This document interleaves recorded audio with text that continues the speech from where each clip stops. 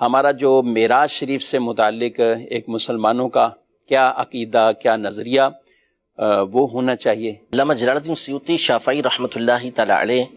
اور قاضی اعظم مالکی رحمۃ اللہ تعالی علیہ نے امام شافعی رحمۃ اللہ تعالی علیہ کے حوالے سے یہ نقل کیا ہے کہ کسی بھی نبی کو جو معجزہ دیا گیا اس کی مثل یا اس سے بڑھ کر معجزہ، یعنی اس جیسا یا اس سے بڑھ کر معجزہ نبی محترم صلی اللہ تعالی علیہ وآلہ وسلم کی ذات گرامی کو دیا گیا ہے۔ مختلف انبیاء کرام علیہم السلام کو معراج نصیب ہوئی،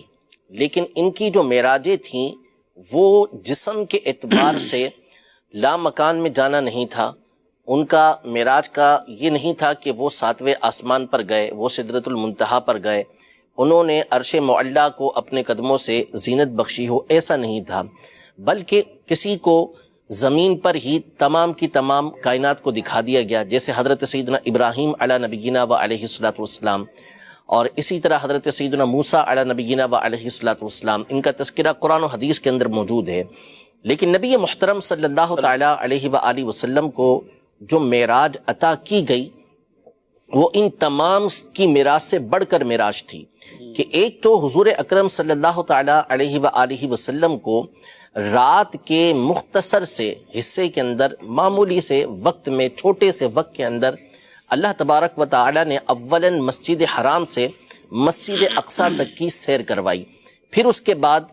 اللہ تبارک و تعالی نے مسجد اقصیٰ سے آپ علیہ الصلوۃ والسلام کو آسمانوں پر بلایا، پھر آسمانوں سے آپ عرش اور عرش کے ماورا، یعنی عرش سے بھی اوپر آپ تشریف لے کر گئے۔ تو ہمارا جو معراج کے حوالے سے عقیدہ اور نظریہ ہے وہ یہ ہے کہ حضور اکرم صلی اللہ تعالی علیہ وآلہ وسلم کو جو معراج نصیب ہوئی مسجد حرام سے مسجد اقصیٰ تک، یہاں تک تو حضور علیہ الصلوۃ والسلام کی جو معراج ہے وہ قرآن سے ثابت ہے کہ جسم کے ساتھ ہوئی، یعنی روح اور جسم دونوں چیزیں یہ ساتھ تھیں۔ ایسا نہیں تھا کہ فقط روح کے ساتھ نبی کریم صلی اللہ تعالی علیہ وآلہ وسلم مسجد اقصیٰ تشریف لے گئے ہوں، بلکہ قرآن میں فرمایا سبحان الذی اسریٰ بعبدہ، کہ پاک ہے وہ ذات کہ جو اپنے بندے کو رات میں لے گئی، لیلم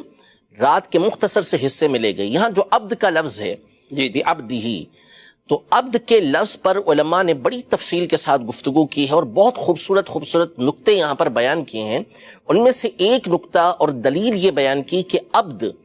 یعنی جو لفظ عبد ہے یہ اس ذات پر، اس ہستی پر بولا جاتا ہے کہ جس کے اندر روح بھی ہو اور جسم بھی ہو، یعنی روح مع الجسد، جب دونوں چیزوں کا مجموعہ ہو، روح بھی ہو جسم بھی ہو، تو اس کو عبد کہا جاتا ہے۔ تو نبی محترم صلی اللہ تعالی علیہ وآلہ وسلم کو جسم اور روح کے ساتھ یہ مسجد اقصیٰ لے جایا گیا، اور پھر اسی روح اور جسم کے ساتھ نبی کریم صلی اللہ تعالی علیہ وآلہ وسلم یہ 7 آسمانوں پر پہنچے، اور پھر اس کے بعد لامکان میں تشریف لے کر گئے، اور وہاں کے جو حالات و معاملات تھے وہ خود نبی کریم صلی اللہ علیہ وسلم اللہ تبارک و تعالیٰ کی عطا سے جانتے ہیں۔ تو ہمارا عقیدہ یہ ہے کہ معراج یہ حق ہے، معراج کا ثبوت قرآن و حدیث سے ہے، اور مسجد اقصیٰ تک جو پہنچنا ہے اس کا ثبوت تو صراحتاً قرآن کی آیت سے ثابت ہے کہ اس رات کو نبی کریم صلی اللہ علیہ وسلم کو معراج یہ کروائی گئی۔ اس سے اوپر کی جو سیر ہے، اوپر تشریف لے جانا، یہ احادیث مشہورہ سے ثابت ہے۔ اگر اس معراج کا کوئی انکار کرے گا تو اس کے اوپر گمراہی کا حکم ہوگا، اور مسجد حرام سے مسجد اقصیٰ تک اصلاً اگر کوئی معراج نہیں مانتا تو یہ پھر قرآن کا انکار ہو جائے گا، یہ کفر ہو جائے گا۔ واضح آیت مبارکہ، بالکل واضح، سبحان الذی اسریٰ بعبدہ لیلا من المسجد الحرام الی المسجد الاقصی الذی بارکنا حولہ لنریہ من آیاتنا انہ هو السمیع البصیر، کہ پاک ہے وہ ذات کہ جو اپنے بندے کو رات کے مختصر حصے میں مسجد حرام سے مسجد اقصیٰ تک لے گئی، وہ مسجد اقصیٰ کی جس کے ارد گرد ہم نے برکت رکھی ہوئی ہے، تاکہ اس بندے کو، اپنے خاص بندے کو اپنی نشانیوں میں سے کچھ دکھائیں، بے شک وہ سننے والا دیکھنے والا ہے۔ تو اللہ تبارک و تعالیٰ نے اس آیت میں اسراء کا لفظ استعمال فرمایا۔ اس سے بعض علماء نے یہ ذکر کیا کہ مسجد حرام سے مسجد اقصیٰ تک کا جو سفر تھا اس کو اسرا کہا جاتا ہے. پھر آپ جو آسمانوں پر تشریف لے کر گئے اس کو معراج کہا جاتا ہے. اور پھر اس سے اوپر جو آپ علیہ الصلوۃ والسلام تشریف لے کر گئے اس کو اعراج کہا جاتا ہے. سبحان اللہ.